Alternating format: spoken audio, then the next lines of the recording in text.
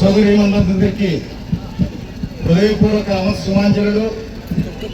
పహల్గాంలో ఉగ్రవాదులు చేసినటువంటి దాడికి ప్రతీకారంగా పాకిస్తాన్ను నేలమట్టం చేయడం ప్రపంచం యావత్తు ఆశ్చర్యచకితులైంది.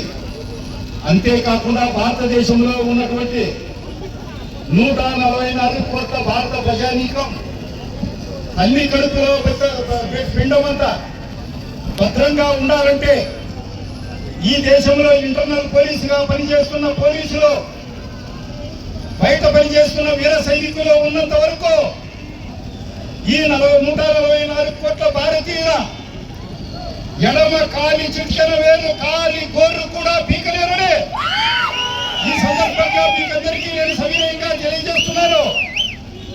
పాకిస్తాన్ రాబోయే రోజుల్లో ఉగ్రవాదం ఆపకపోతే పరిగెత్తించి కొట్టడం జరుగుతుంది. అదేవిధంగా పాకిస్తాన్ నుంచి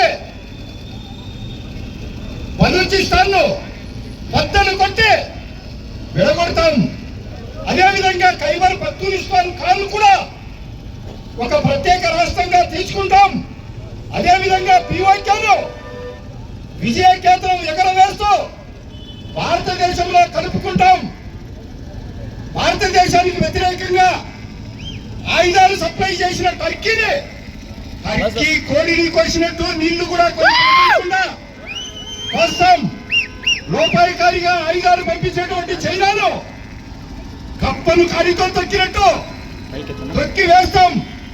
కాశ్మీర్ నుంచి కన్యాకుమారి వరకు ఆషాదు హిమాచల పర్యంతం భారతీయులమంతా ఒక్క పాటగా కడలి తరంగాల్లో ముందు కదులుతాం.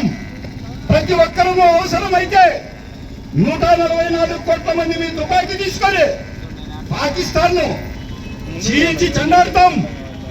ప్రపంచ చిత్రపటంలో పాకిస్తాన్ అనే దేశమే లేకుండా చేస్తాం.